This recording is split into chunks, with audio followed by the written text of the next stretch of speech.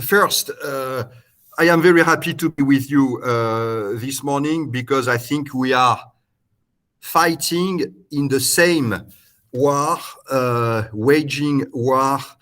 You are at the front line. I think I am also at the front line with you in something vital for your people, for companies, but also for society. For society, what you do to scale agile is vital for society.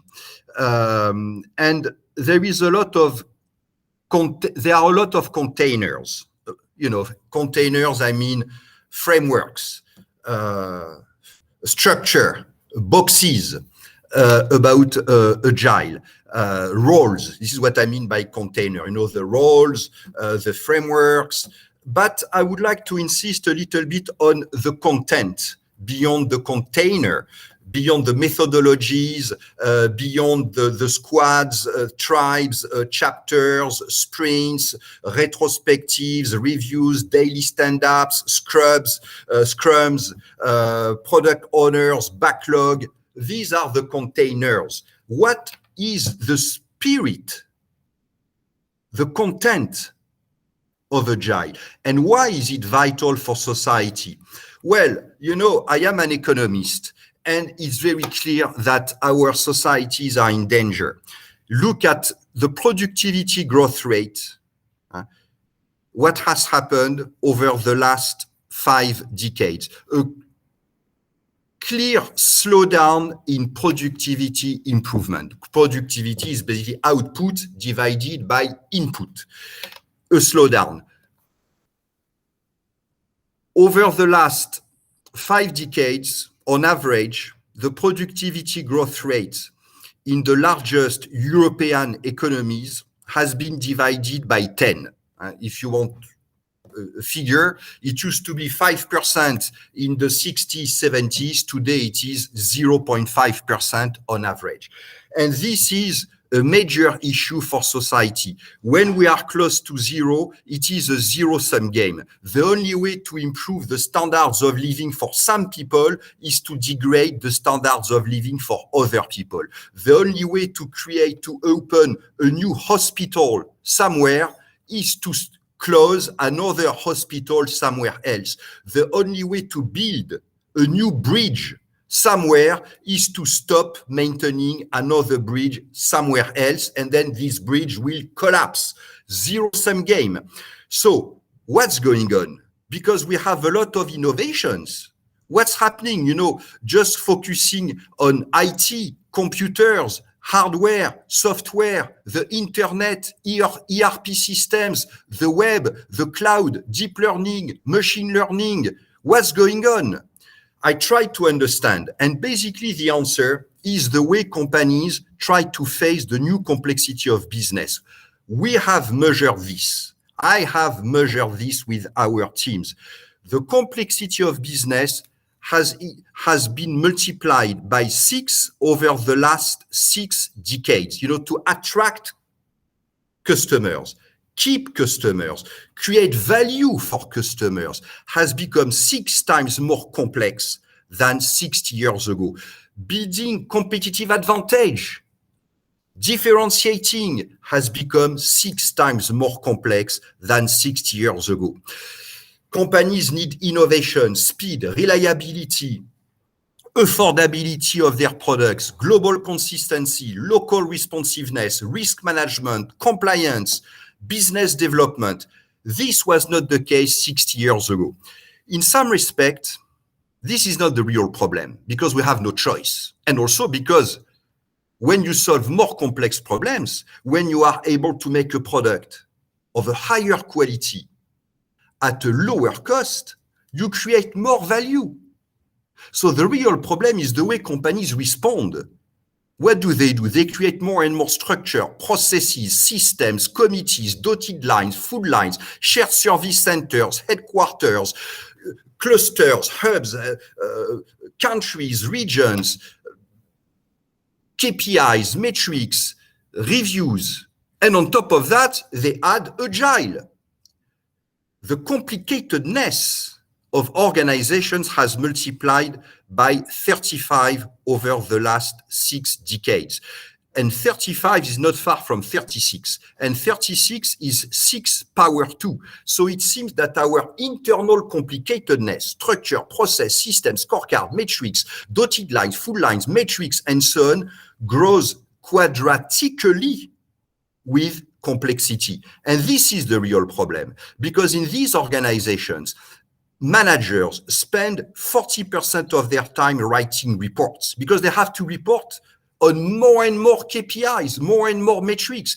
They spend between 30 and 60% of their time in meetings because they have to coordinate with more and more functions, not only the reporting lines solid, the reporting lines dotted, and also with the squads, the tribe, the chapter, the product owner. So how much is left to be with the teams? Not that much. Because when managers spend most of their time in meetings or writing reports, planning, deplanning, replanning, explaining, they have little time to be with their teams. As a result of this, based on our analysis, teams in these organizations spend between 40 and 80% of their time wasting their time, working on non-value adding activities, but harder and harder, longer and longer. This is what kills productivity, despite all the innovations, all the digital innovations around us. You know, just to take an example that I use in my TED Talk, but this is important from an agile point of view, which I did not explain in the TED Talk. You know, an automotive company was facing more and more competition, notably from Kia, the South Korean manufacturer, offering great cars with a great warranty period, 7 years warranty period. This European company was able to offer 1-2 years at best. It's not enough to remain competitive. We have to increase the warranty period to face Kia notably. Yes, but we have a problem. Our cars are very difficult to repair. You know, when you bring the car to the after-sales service, when it is still warranted, for example, to fix the lights, you have to remove the engine to fix the lights. And the car will have to spend 1 week in the garage instead of 2 hours. If we extend the warranty period to 7 years, we are dead. We are bankrupt. What is the solution? Make cars buy parts that are more resilient, you know, higher quality parts. Yeah, but if it is gold plated, the cost will be exponential. So the only solution is to design the car in a way that makes it easier to be serviced in the after-sales network so that you can increase the warranty period. What is the solution? Well, we have to think about design to repairability. Design to repairability, terrific. So what did they do? They created a new job, Mr. Repairability, somebody in charge of repairability who created a repairability process, repairability scorecard, repairability incentive. But these guys had already 25 metrics, 25 KPIs, you know, cost, power, compactness, aerodynamics, anti-corrosion, anti-collision. Now they have 26 metrics, 17% variable compensation. Repairability makes a difference of 0.6% in their total compensation for these design engineers. What was the impact? Zero. The cars were still too difficult to repair, but they had increased the complicatedness. Now there is a new structure, Mr. Repairability, repairability process, repairability metric, repairability evaluation, coordination with the 25 other evaluators. So if you step back, what's the solution? The world, the business world we are facing is 6 times more complex. Are we 6 times more intelligent individually? Well, the only way to face complexity is more intelligence. And that's the definition of intelligence, the ability to solve complex problems. but we are not 6 times more intelligent. So what is the solution? What can we do? Problem 6 times more complex, we are not 6 times more intelligent. What is the solution? Well, to create ways of working that better leverage, that better use people's intelligence, that better use their initiatives, their judgment, their adaptability, thanks to new ways of working. And this is what all companies are facing today, managing growth while ensuring efficiency and agility. You can call it agile, I call it smart simplicity. There are many words, holacracy, sociocracy, many, but at the end of the day, this is what all companies need to do, solve more complex problems by better using people's intelligence. This is a matter, of course, of boxes, structure, org chart, what you could call the skeleton. But it is more importantly about the ways of working, the way the boxes work together vertically with leadership, managers adding value by focusing people on the right issues, by enabling people, by recognizing, by rewarding, engagement, making sure people add value through execution, involving personally their judgment, their initiatives, instead of just ticking the boxes in a scrupulously compliant and bureaucratic way. And cooperation, cross-functional value added, each effort, designers in their work, they make choices that allow the after-sales service people that we repair, service the cars, to have more room of maneuver, more degrees of freedom, so that they don't need to remove the engine to fix the lights. Now, this is the transformation we have to go through. Now, agile. What? Well, to me, agile is great. It is about this. But very often we fall into the trap. We focus on the container, on the new agile structures, on the new agile frameworks. And I know many companies, they have the sprints, the reviews, the retrospectives, the daily stand-ups, the scrums, the product owners, the backlog, the tribes, the chapters, the squads, but not an agile way of working. We must not confuse the container with the content, the letter of the rule with the spirit of the rule. The spirit of agile, the spirit of all transformation is about finding ways that better use people's intelligence. And perhaps creating a Mr. Repairability is not the agile solution. Yet, in this automotive company, they had agile. They had agile in design. They were doing the sprints. They had agile in every function, but still they were not able to face the new complexity. Why? Let me try to explain what I mean by content. But just for you to start guessing what I'm talking about, I am talking about the logic of agile, perhaps what you could call the principles of agile, of this transformation that we need to bear in mind beyond the frameworks, beyond the methodologies, beyond the new boxes, beyond the new structure. Cooperation. In another TED Talk, I use a relay race example where the favorite team is the US based on their individual speed. But in the end, it is an average team that wins, that individually is not that fast. In that case, it was the French team. I know it because at the time I was based in France. Then I moved to the US. But so it's not because I am chauvinistic. It is just because at the time I was following the French team because I was based in France. And I worked with this lady who won the race, even though individually they were not faster against many other teams that were faster individually. And she showed me a photograph at some point. She said, look, this is me here. I came first.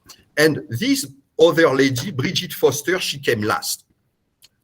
8th out of 8 runners. Why? Is it because I was more motivated and so on. Yes, of course, I am always motivated, but I am sure Bridget Foster was also very motivated. Then she said, look at this face, this mouth, look at this one. Do you see a difference? In blue, you have real cooperation. In yellow, you have compliance. Hep, this is the baton, good luck. Can we put that in a job description? Can we put that in a process definition? Look, we can call something a sprint, but it is not because we change the container that we call it a sprint, that people will work out their guts to run it as a real sprint. Cross-functional teams. Is it because we put the same people in the same room that they will cooperate just because we change the container? The content cannot be decreed. And if we don't have cooperation, we don't have agile. To change what people do in their behaviors, their actions, their decisions, we often think we have to change the mindsets, the mentalities, the attitudes, the feelings. It doesn't work. We can ask people, be agile, think agile. Telepathy does not work. It's impossible to change people's mindset. Today, it is proven by neurosciences, by MRI, that it is the opposite. To change behaviors, change the context in which people work. And then their behaviors will adjust. And eventually, the mindsets will follow, but as a consequence, not as a root cause. This is what we need to do, change the context in which people work. And we may create squads, tribes, chapters, product owners, backlogs, call something a sprint. We can call the meeting a daily stand-up. If it doesn't really change people's context, we will not have more intelligence used at work to face more complex problems. So we need some principles beyond the frameworks, beyond the boxes, the new roles of Agile. Think about some principles, the logic, the spirit of Agile. And it is about understanding what people really do. What do they do? Why do they do what they do? Why is it that the designers don't cooperate with after sales, that they don't take into account the needs, the situations of the designers? Why? Then reinforce integrators, give them power and interest to make others cooperate. We can call a function a product owner, a tribe leader, but if they are not reinforced as integrators, they will not be able to play their role. We can change the label, the name, the container. If we don't provide them with more power and interest to make others cooperate, we will not have the agile spirit.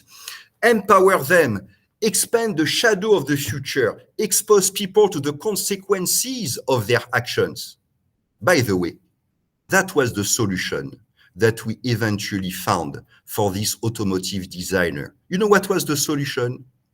The company, they did it, not us, the company, thanks to the work we had done on notably understanding why people really do what they do. They said to the design engineers, in 3 years, when the new car that you have designed is launched on the market, you will move to the after-sales service and you will become in charge of the warranty budget. And if the warranty budget explodes because the car that you have designed is too difficult to service, the warranty budget will explode in your face. I can tell you that they started to cooperate and they were able to increase the warranty period to 5 years. Not enough to face Kia. Not 7 years, but much better than 1 or 2 years. What was this solution about? It was exposing the design engineers to the consequences of their actions, creating a shadow of the future.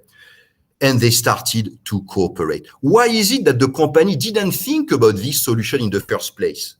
Yet they had Agile. They were using Agile in design, but they were not involving the after-sales service.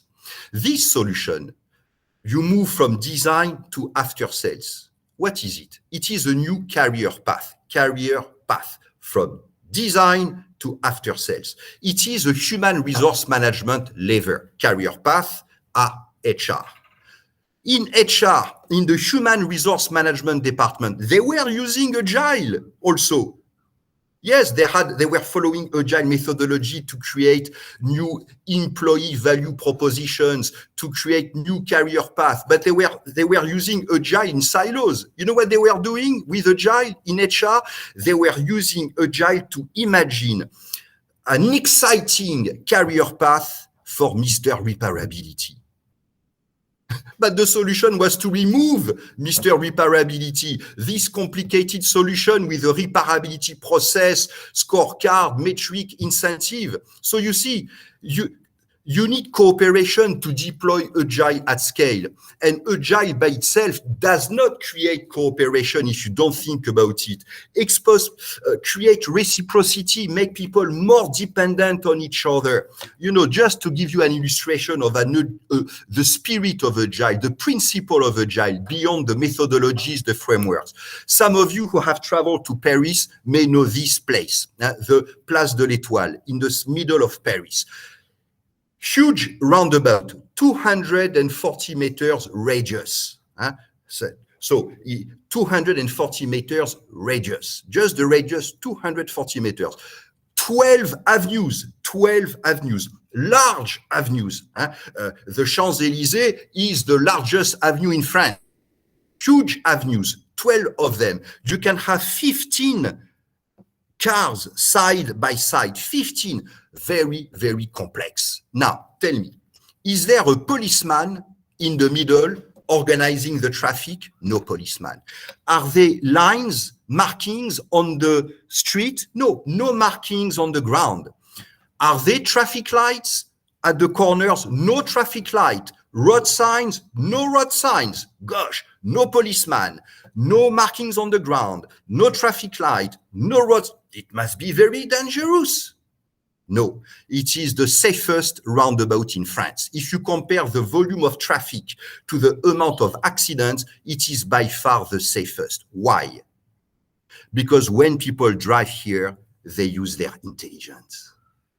They don't write a texto while driving. No, they focus, they concentrate. And when they see others making a mistake, they anticipate, they compensate, they sidestep, they cooperate.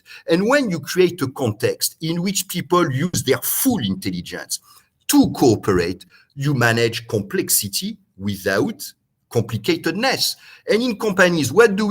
Well, we create a policeman who is in charge. Where is Mr. Reparability, the supervisor, the product owner? We put markings on the ground with process definitions. We put road signs with decision rights. We put traffic lights with a RACI. We create complicatedness. Ask yourself, when you deploy Agile at scale, my solution, is it creating a context that impels people to use their intelligence, to cooperate, to add to each other, to multiply their intelligence? Or am I just adding to new complicatedness, creating a Mr. Reparability with an agile way of working for Mr. Reparability and asking HR to use Agile to imagine new career path for Mr. Reparability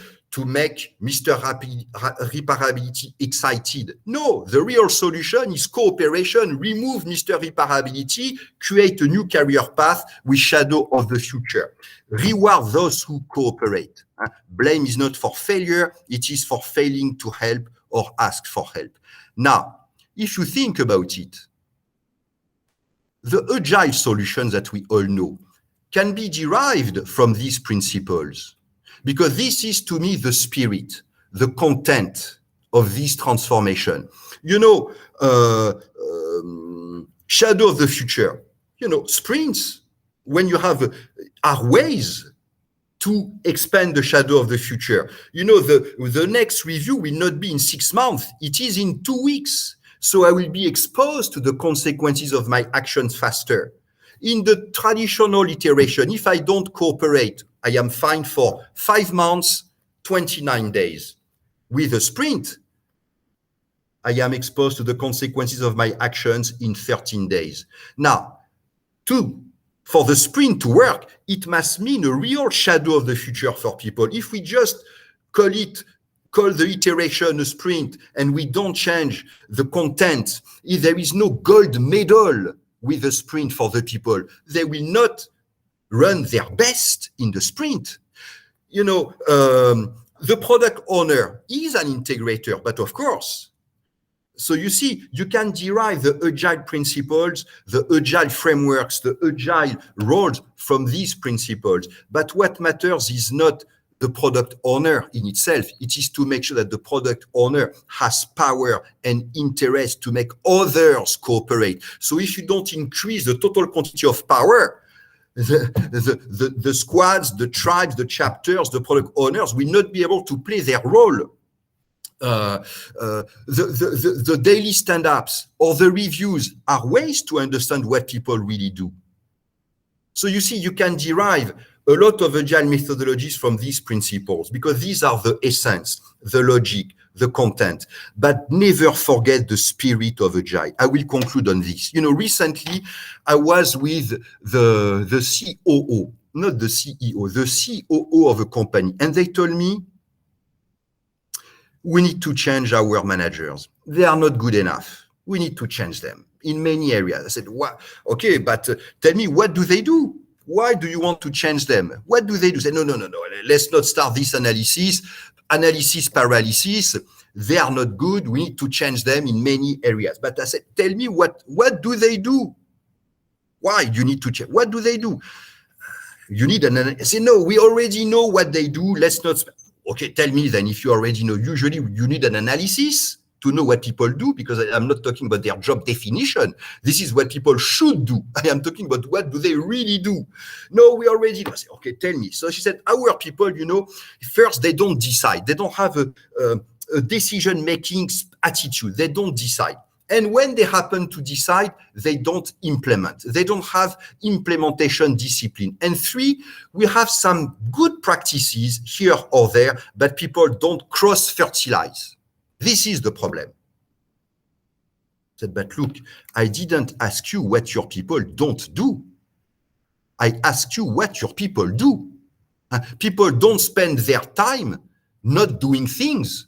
People don't go to the office saying, okay, this morning, I will start by not deciding from 8 to 10, then from 10 to 12, I will not implement what I did not decide. And in the afternoon, if I have some time left, I will not cross-fertilize.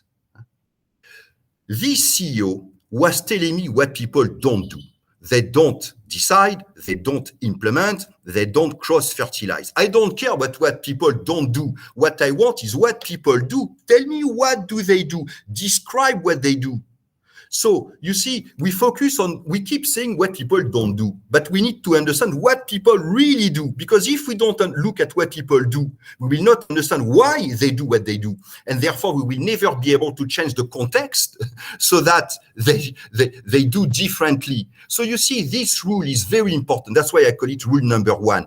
And this is the real spirit, to make people better use their intelligence collectively to face a more complex world. We must start understanding why people do what they do. If people do what they do, it's not because they are stupid, it is because they are intelligent. They adjust to the context. And we need to understand the context we need to change. If we don't look at what people really do, we will never understand why they do what they do, and we will not change the context. Instead, we will have new containers, new roles, new boxes. On top of the traditional hierarchy, we will have the agile paraphernalia, a lot of boxes, structure, roles, and processes on top of the previous ones. And we will have more complicatedness instead of greater ability to face complexity. I hope this was useful, my friend. Perhaps we have time for questions and hopefully answers. Thank you. So, bonjour Yves, merci beaucoup pour ta présentation. I have a question. So, that's all. So, no, merci. I would like to know, so you're talking about about making better use of intelligence. How could this be done better in the context of agility? Maybe you have a good example for this? Very good. Yeah, it's a critical question. No, but it's a very good question. To me, always ask yourself this question. What is the real problem we are solving for? What is the problem? You know, my old professor used to tell me, Yves, the problem is the problem. The problem is the problem. Understanding the problem, this is the real problem. You know, when we create Mr. Reparability, what is the problem we are solving for? We want somebody in charge of reparability. But is the problem to have somebody in charge of reparability? Or is the problem to make these guys collaborate so that the cars are easier to serve? You know, so ask yourself, what is the problem we are solving for? When we create markings on the ground, we put road signs or traffic lights on the Place de l'Étoile. What is the problem we are solving for? Do we want to make the mayor of the city cover his or her ass because we have put all the protections in place? Or are we trying to make people better use their intelligence? Always ask yourself, what is the problem am I solving for when I do this? And by having that in mind, what is the real problem? You know, there is another example I use in my book in chapter 6, if you want to use it. Again, they were using Agile in a railway company to put trains on time. And they said they wanted to use Agile, you know, because they were spending a lot of time reporting on train delays. They were spending thousands of hours reporting on delays, and they asked us for an agile way of reporting, you know, that would take less hours using Twitter, social media. Is there a way to spend less time reporting on delays? Until we said, but what is the real problem? To report on delays in a more agile way, or to put the trains on time? If you find a way to put the trains on time, you will have less delays to report on. So the real problem is not to spend less time on reporting on delays, it is to put the trains on time. So think always about what is the real problem we are solving for. And that is a good, I would say, a good compass, a good GPS in your effort. Okay, so think more about what is the real problem and not like only intelligence. Okay. And only solutions, you know, not only because then we end up with, my problem is to make the tribe work, the chapters work, the squads work. No, what is the step back always, step back. The problem is the problem. And that's a way to make sure we use our intelligence on the right issues. We don't want to use our intelligence on spending less time reporting on delays. We want to use our intelligence in fostering cooperation between the stations, the drivers, maintenance, so that when there is a delay, they will collaborate to catch up with the delay. And that was the real solution in the end. Mm-hmm.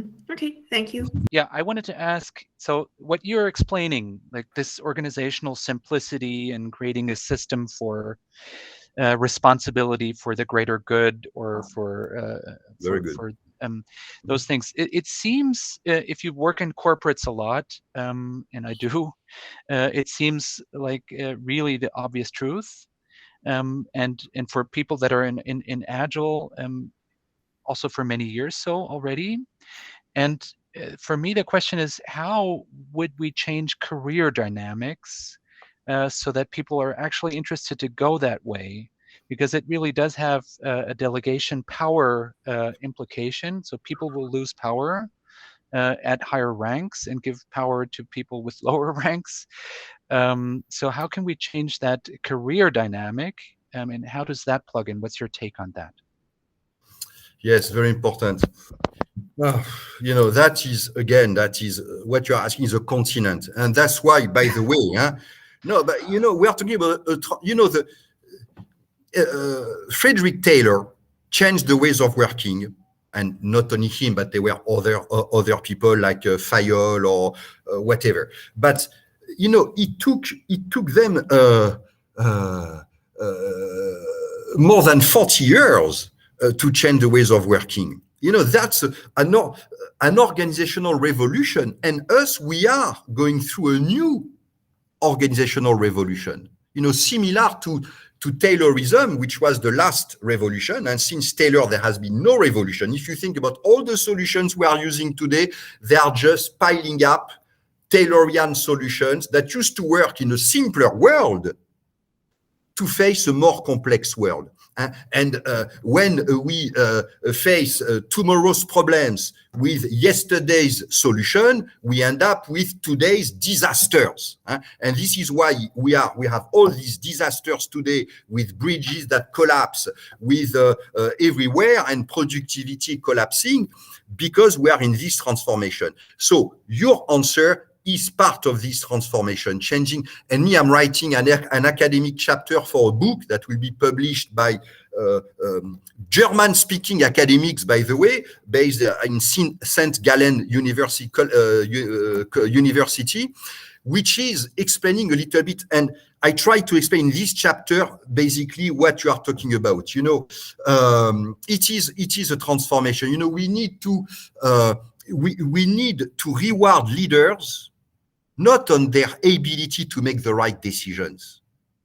We need to reward leaders on their ability to make their teams find the right solutions. But very often today, the role of leaders is to do trade-offs. You know, problems are escalated, and then there is the leader who makes the right trade-off, find the right solution, instead of creating the context for the teams to synergistically work out the right trade-off by themselves. So we are paying leaders to sabotage the company, because when you make a decision at a higher level without all the information at the bottom, by definition, your solution is of a lower quality than the one these guys could have taken, given the information and direct knowledge they have. So most of the management system is rewarding leaders to sabotage the company.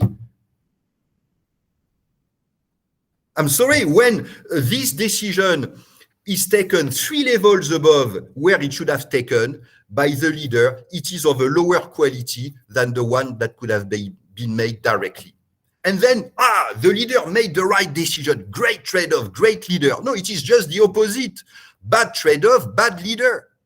So we have to change we have to look at productivity of the content of work differently. And I'm not paid to make decisions. I am paid to create the context for my teams to make the right decisions together and with others. This is part of the revolution. It's difficult, I agree with you, Paul, but it's on our way. It is on the trajectory. And this is why, you know, I always say in an agile transformation, we need to find ways to involve the CEO or the leadership team. If the leadership team is not directly sponsoring the effort, it's going to be very difficult, because, as you said, it is a real transformation. Not because the other guys are bad. No, they are great. But you need to create the context at the company-wide level. Hi, merci beaucoup, Yves. Funny story, I actually went through the Rond-Point de l'Étoile, confusing the brake and the accelerator. Pressed the accelerator, I went through, and nothing happened to me. So I really love your example. So I was more interested in the point you made about integrators. I was wondering, who are these people? Where do we find them? And how can we empower them more? Good. You know, perhaps if I made it rule 2, it's perhaps because after rule 1, it is also the most important. You know, after you have understood why people do what they do, then identify the integrators, reinforce them, and if they don't exist, create them. So an integrator is the most critical role in a company. It is not the most important. I'm talking about critical, not important. You know, like in my company at BCG, you could say that the most important roles are the partners because they own the company and so on. But the most critical role is the project leader. Critical, you know, close enough to the actions to be at the intersection of many issues, delivering practical solutions to clients, growing our teams, making them productive, leveraging our expertise centers. They are the crux, the cornerstone of our work. They are in a hotel. It's not the hotel manager. The integrator is the receptionist, because the receptionist is between customers and back offices like maintenance, housekeeping, laundry, and so on. They are the integrators. And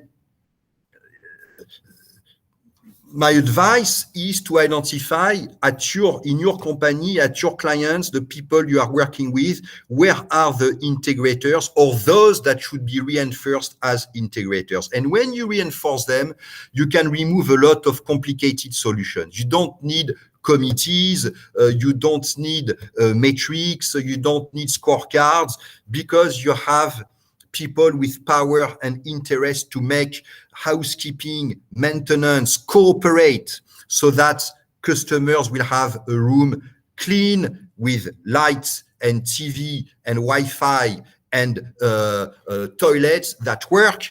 Otherwise, if people who clean the room don't tell maintenance there is a problem, those who will discover the problems are the customers, and they will be given a rebate, an upgrade, and we will decline the price point of the occupancy rate of the hotel. So these are my people who are close enough to the operations and high enough to have some holistic view, sufficiently holistic view in the organization. And then you give them power and interest to make others cooperate. I will take one last question from the chat. Jens has been posing an interesting question. You were talking about giving our best by means of competition. And Jens asked, do we really need competition to do our best? Do teams need competition to do their best? Or does a common purpose suffice?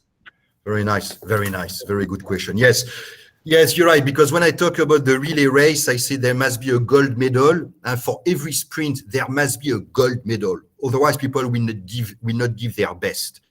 It is true that this analogy puts a lot of emphasis on competition against the other teams. So I should not do that, because you are totally right, Jens. Competition, of course, we don't want monopolies. If we have a monopoly, an external monopoly, or an internal monopoly, it's always bad news. Monopolies never collaborate because they don't need to collaborate. So they will externalize their constraints onto the others, onto the users. But there are, so make sure there is no monopoly. But there are ways to have no monopolies without constant competition. Just create overlaps. Like in my company, nobody has a monopoly. Me, I don't have the monopoly of change management, because I have other colleagues that work on org design from a change management point of view, on cultural transformation from a change. So nobody has a monopoly. So I cannot just sleep on my laurels, be lazy, complacent, because I know that people have no choice. I have to work on my toes. But this is not competition. Nobody has put me in competition with another guy, and we see who is the best and so on. No. So very important, the purpose. The purpose is what will impel people to give their best. And this is something not easy. Again, I come back to what I was saying earlier to Paul. You can ask the HR team to create a sexy purpose for the company. We will have new container, not sure new content. Creating a purpose is something that takes real effort, real authenticity, real work, as opposed to something superficially sexy in terms of container. I fully agree. The purpose is very important. And by the way, we can share a common purpose without sitting in the same office, in the same headquarters. All of you with me, we share the same purpose. This is why you spend some of your time. I spend some of your time with you, totally for free, but it is not for free. It is because it is part of my purpose. Otherwise, I would not do this. So you see, what made us work together this morning is our purpose, even though we are not in the same organization, but we have a common purpose, which is to make companies better face their new challenges, their people. Thank you, my friends. I wish you a great day. Thank you very much. That was a great conclusion. Thanks a lot for being here, Yves. We're very grateful. Have a good day. And thanks.